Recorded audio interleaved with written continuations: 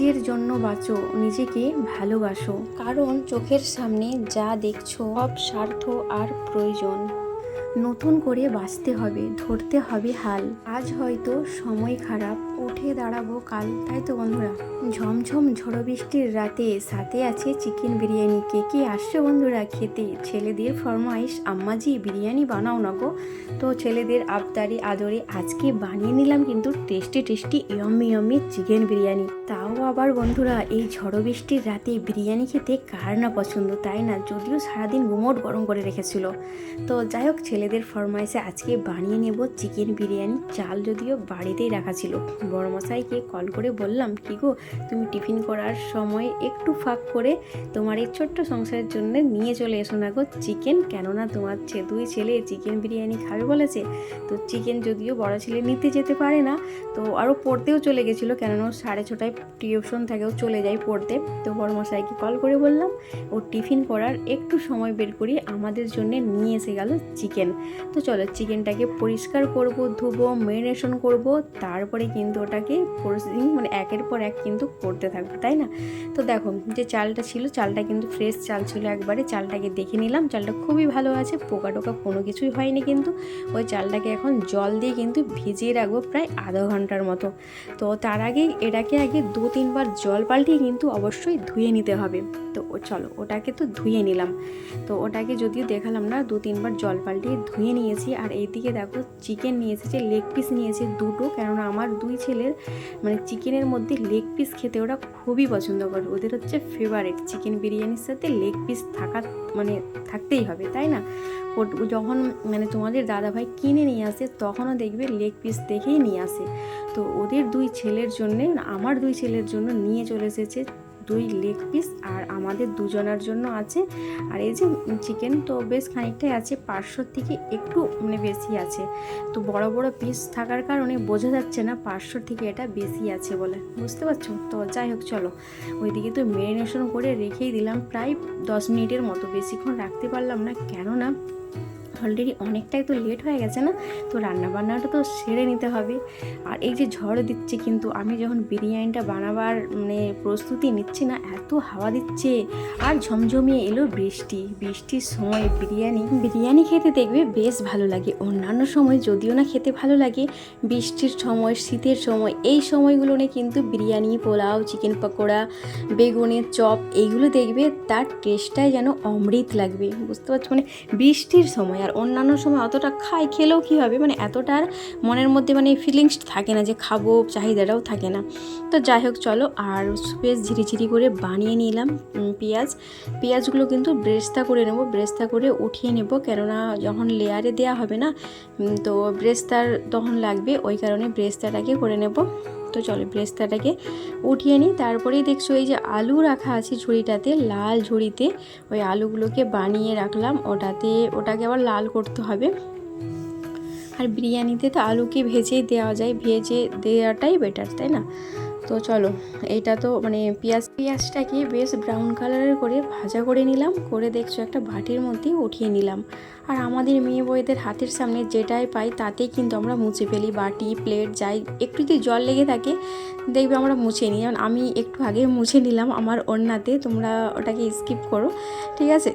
তো হাতের কি করবো, যাই হোক বন্ধুরা চলো। আর এইদিকে দেখছো চালটা অলরেডি কিন্তু ভিজিয়ে দিয়েছি, চালটা ভিজিয়ে ওটাতে রেখে দিয়েছি প্রায় 10-15 মিনিট এইরকমই হবে। এর আগে যে তোমাদেরকে বললাম না যে আধা ঘন্টার মতো, তো আমি ভুল বলেছি, সেটাতে মনে ছিল না গো, কেননা চিকেন যখন নিয়ে এসেছে না, ওই চিকেন ম্যারিনেশন করেছি আর চালটাও সেই সময় ভিজিয়েছিলাম, মানে প্রায় ওই 10-15 মিনিটের মতো হবে। যদিও চালটা আধা ঘন্টা ভিজালে না খুব সুন্দর, কিন্তু রাইসটা খুব ভালো ঝরঝরে হয়, ভালোও হয়। বন্ধুরা ঝরঝরে ভাত তখনই হবে, মানে ভাতটা যে বসাবে না, জলটা কিন্তু অনেকটাই পরিমাণে বেশি দিতে হয় ভাতের তুলনাতেও। মানে অন্যান্য ভাতে যেমন জলটা বেশি দিয়ে থাকি, তার থেকে একটু বেশি কিন্তু দিতে হয় জলটা বেশি দিলে ভাতটা কিন্তু ঝরঝরে হবে, না হলে দেখবে মানে ফ্যান থেকে যায় না, চেপচেপ করতে থাকে, ওই বিরিয়ানিটার ভালো হয় না। তো এই কারণে আমার চাল অনেকই অল্প ছিল, দেখলে তোমরা কতটুকু আমার চাল ছিল, তার তুলনায় আমি কিন্তু ডবলের আরও একটু বেশি জল দিয়েছিলাম। আর দিতে হবে লবণ, দিতে হবে মানে লবণটা এমনভাবে তুমি লবণটা দেবে মানে ভাতের সাথে, যেমন ভাতের মানে একটু লবণটা লাগে, তাই না? তো এই দেখো জলটা আমি বেশ খানিকটাই দিয়ে দিয়েছি, তারপরে কিন্তু চালটা দেবো আর ভাতের মধ্যে লবণ আর একটু রিফাইন তেল আর যদি একটু ভিনিগার দিতে পারো, ভাতটা যখন ফুটে আসবে আর একটু একটু বাকি থাকবে সেই সময় কিন্তু ভিনিগার 1 চামচ 2 চামচের মতো দিলেই চলবে। তো আমার যেহেতু ভিনিগার ছিল না, আমার লেবু ছিল বাড়িতে রাখা, তো লেবুর হাফ দিয়েছিলাম লেবুটাকে। তো যাই হোক, আর দিয়েছিলাম গোটা এলাচ, তেজপাতা। তো এগুলো সবই দিই, কিন্তু আজকে আমি দেওয়া হলো না, আমার মনেও ছিল না, কেননা ঝড় এসে গেছে আর সেই সময় জানালা দরজা বন্ধ করতে ছাদে গেছিলাম কাপড়গুলো সাইডে ঠিক করে রাখতে, ওই কারণে আমার মানে সব গুলিয়ে গেছে, কোনো কিছুই মনে ছিল না। তো তোমরা বানালে অবশ্যই কিন্তু এগুলো দিও, ভাতের টেস্ট সুগন্ধ খুবই মানে পারফেক্ট থাকবে সব দিক থেকেই। তো যাই হোক চলো, আর আলু কটা এখন সেই যে কড়ার মধ্যে ব্রেস্তা করে ওঠালাম, অনেকটাই তেল ছিল ওটার মধ্যে এখন আলুগুলোকে বেশ ভাজা ভাজা এপিট ওপিট করে লাল লাল করে ভাজা ভাজা করে নেব। আর একটু দিয়েছিলাম কালার ফুড, তো দিয়ে ওটাকে একটু জল দিয়ে দিলাম, দিয়ে ভালোভাবে নাড়াচাড়া দিয়ে নেব, দিয়ে ঢাকা দিয়ে কিন্তু মানে ভালোভাবে কুক হতে দিতে হবে, তাই না? তো চলো ওইটাকে হতে থাক। আর এইদিকে কিন্তু চালটাকে দিয়ে দেব জলের মধ্যে, জলটা গরম করতে দিয়েছি।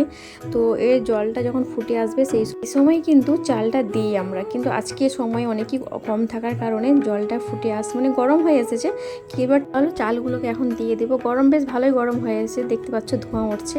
তো ফুটলে ভালো হতো, বললাম যে সময় অনেকই কম আর অনেকটা রাত হয়ে আসছে, ছেলেদেরকে খিদে লাগবে। আমার ছোটো ছেলে তো মানে সারাদিন যদি না ঘুমাবে না, সন্ধ্যায় ঘুমিয়ে যাবে ও, তো এই কারণে ওর জন্য আরও একটু তাড়াতাড়ি রান্নার চেষ্টা করছি। আর বড় ছেলে তো পড়তে চলে গেছে, ও তো বাড়িতে নেই, ও আসবে এখন 8টা 8:30 এরকম বেজে যাবে বাড়িতে আসতে আসতে। তো বড় ছেলে যখনকে আসবে তখন আমার বিরিয়ানি অলরেডি হয়ে যাবে।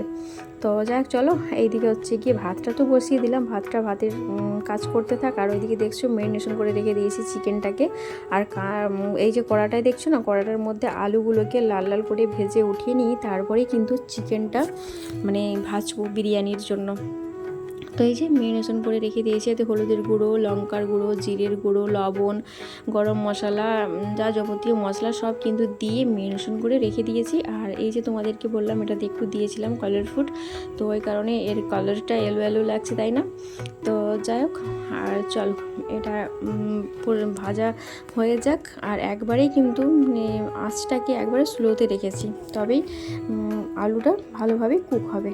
আর আঁচটা যদি অনেক জোরে থাকে না, মানে কুক হবে না, আর হচ্ছে গিয়ে পুড়ে যাওয়ার সম্ভাবনা থাকে, তাই না? আর এদিকে চিকেনটা যা ফুটফাট করছে, কেননা মানে এই যে চামড়াওয়ালা চিকেন, তো বিরিয়ানি করলে আমি চামড়াওয়ালা চিকেন নেই না, ফ্রেশ চিকেনটাই নিই, কিন্তু নিয়ে এসে গেছে, তো আর কী করা যায় বলো। তো যাই হোক, প্রচুর পরিমাণে ঝড় হচ্ছে রাত্রে, এখন বৃষ্টি পাই কিনা জানি না, প্রচুর কিন্তু যাই হোক ছেলেদের আপডেট ছিল আমার যে আজকে বিরিয়ানি বানাবো। তো আজকে বিরিয়ানি বানাবার জন্য তোমাদের দাদাভাই নিয়ে চলে এসেছে চিকেন। তো চিকেনটা এখন ভাজা হচ্ছে, আর এক সাইডে ভাতটা বসিয়ে দিয়েছি চিকেন বিরিয়ানি বানাবার জন্য। তো চলো চিকেন বিরিয়ানিটা বানিয়ে নিই। আর এখন খুব সুন্দর কিন্তু হাওয়া দেখতে জানা লাগে, বৃষ্টি হয় কিনা জানি না। এই যে তোমাদেরকে বললাম না ঝড় হচ্ছে, তোমরা আওয়াজটা তো বুঝতেই পারছো, চারিদিকে শঁ করছে, এত ঝড় হচ্ছে। আর ধুলোও সেই পরিমাণে উড়ছে, বৃষ্টি পরে আসছে, ঝড় আগে হচ্ছে, তো ওই কারণে ধুলোগুলো চারিদিকে যেন তো উলট পালট করে দিল ধুলোতে। তো যাই হোক চলো, ওইদিকে ভাতটা বসালাম, ভাতটা অলরেডি হয়ে এসেছে, আর একটু বাকি আছে, কেননা একটু বাকি থাকা অবস্থায় নামাতে হবে, কেননা আবার দমে দেওয়া হবে, দমে দিলে যেটুকু বাকি থাকবে ওটাও কিন্তু দানা খুলে যাবে, তাই না? তো চলো, আর এখন হচ্ছে গিয়ে লেয়ারে দেওয়ার পালা। তো প্রথমে বিরিয়ানির মশলা দিয়েছিলাম, আর দিয়েছিলাম একটু ঘি, আর যা সব বিরিয়ানির লেয়ারে দেওয়া হয় আর কি, আর পেঁয়াজ বেরেস্তা সবই দিলাম। দেবার পর এখন একটু ভাত দিয়ে নেব, ভাত দিয়ে তারপরে আবারও যেমন বেরেস্তা দিয়েছি, বিরিয়ানির মশলা। আর আমি কিন্তু এটাতে কেওড়া জল, গোলাপ জল কোনো কিছুই ব্যবহার করিনি, কেন বলো তো? কেননা এই কারণেই আমি মানে ব্যবহার করিনি। এখন তোমার দাদাভাই তো এমনিতেই মানে বিরিয়ানি খেতে চায় না, ওর একটা পছন্দ না। আর হচ্ছে গিয়ে যদি ওই কেওড়া জল, গোলাপ জল, মিঠা আতর এগুলো দিই না, মানে প্রচুর সেন্ট করে, ও খেতে চায় না। আর যদি একটু আধটু খাবে, তাহলে যদি না কোনো কিছু মানে সেন্ট ব্যবহার করে থাকি ভাতের বিরিয়ানি, হয়তো একটু নিয়ে খেতে পারে। তো ওই কারণে আমি এতে কিন্তু কোনো কিছুই ব্যবহার করিনি, যার শুধু দিয়েছি বিরিয়ানির মশলা। ওটা মা যখন বাড়িতে ছিল তখন অনেক 50 মাসের খানিক বিরিয়ানির মশলা গুঁড়ো করে রেখে দিয়েছিলাম। তো ওই যে কৌটো দেখেছো, ওই কৌটোটা পুরো ভরাই ছিল। তো বিরিয়ানি করে করে অলরেডি শেষ হয়ে গেছে, আজকেই শেষ হলো আমার বিরিয়ানির মশলা। না তো আমার বাড়িতে বিরিয়ানির মশলা বলো প্রত্যেকটা মানে মাসকাবাড়ি বাজার যখন নেওয়া হয় তো তখন সবই তো বেশি বেশি করে নেওয়া হয়, কেননা ছেলেরা যেতে চায় না, আবার স্কুলে চলে গেলে তখন আর সমস্যা হয়, বা দোকানে মুদিখানার দোকানে যাবার মতো কাউকে তখন মানে পায় না হাতের সামনে। তো ওই কারণে মনে করে করে ফর্দ সব লিখে দিতে হয় তোমাদের দাদাভাইকেও সব নিয়ে চলে আসে, অতটা সমস্যা হয় না। আর টুকটাক যেগুলো ভুলে যায় সেইগুলো হয়তো বললে নিয়ে এসে দেয়, কেননা দোকান যাওয়ার আগে। আর কেননা দোকান যাই ও 10টা 10:30 সেই তারপরে যদি কোনো কিছু মনে হয় তো তখন আর কাউকে পাই না যে নিয়ে আসতে, ওই কারণে সব কিছুটাই কিন্তু মনে করে করে নিয়ে আসতে হয়। তো ফ্রিজটাও ছিল না বাড়িতে, আল্লাহর রহমতে তোমাদের ভালোবাসায় আমি ফ্রিজটাও নিতে পেরেছি। তো এখন আর কোনো কিছু সমস্যা হয় না, কোনো কিছু রাখার প্রবলেমও হয় না, এত গরম যাচ্ছে কোনো কিছু নষ্টও হয় না। কেন যখন ফ্রিজ ছিল না বাপরে বাপ প্রচুর কষ্ট হচ্ছিলো, মানে এবেলার তরকারি সেবেলা গরম করো, কোনো কিছু রেখে খেতে পারছিলাম না, মানে অনেকটাই কষ্ট হচ্ছিলো। তো যাই হোক আল্লাহ তো সব দিন একই দিন রাখে না সবার, তো সুখ দুঃখ মিশিয়ে হচ্ছে আমাদের মেয়ে বউদের সংসার। আজকে কষ্ট আছে কালকে সুখ হবে, কাল সুখ আছে আর কষ্ট হবে, এই নিয়েই হচ্ছে আমাদের সংসার, তাই না? তো যাই হোক বন্ধুরা, আর এখন করব বিরিয়ানিটাকে লেয়ারে দিয়ে দেবো। এক পাট তো হয়ে গেল, আরও এক পাট দিয়ে দিলাম, একটু যে ভাতটা ছিল এর উপরে, তারপর আর একটু গরম মশলা বিরিয়ানির মশলা সব দিয়ে কিন্তু এখন দমে দিয়ে দেব। তো উনুনে করলে আমি বিরিয়ানি জানো তো মানে আমার এটাই আমি গ্যাসে ভালো বিরিয়ানি বানাতে জানি না, আমার উনুনে হলে খুব ভালো লাগে উনুনে রান্না করতে, তার টেস্টটা অসাধারণ হয় গ্যাসের থেকে। তো যাই হোক চলো দমে দিয়েছিলাম তাওয়ার উপরে দমে দিয়েছিলাম প্রায় ওই 15 মিনিট কি 20 এরকম হবে। তো দেওয়ার পর দেখছো আমাদের বিরিয়ানির ফাইনাল লুক হচ্ছে এটা। তো খুব সুন্দর কিন্তু হয়েছিল, মানে যে ঘিটা দেওয়া হয় না, ঘিয়ের সেন্টটাই আসছে এখন, কেননা যেহেতু আমি বিরিয়ানির মশলা কম ইউজ করেছি আর কোনো মানে সেন্ট পেন্ট কোনো কিছুই আমি ব্যবহার করিনি তোমাদের দাদাভাইয়ের কারণেই, কেন খাবে না তাহলে ও, তো ওই কারণেই তো তেমন বিরিয়ানির এখানে সেন্ট করছে না, বাট বিরিয়ানির মশলাটা সেন্ড করছে। তো যাই হোক বন্ধুরা, আজকের ব্লগ কিন্তু এখান পর্যন্তই। সবাই সুস্থ থেকো, ভালো থেকো, আর আল্লাহর কাছে দোয়া করো এভাবে আমরা যেন হাসি খুশি সুখী সংসারে কাটাতে পারি। আল্লাহ হাফিজ।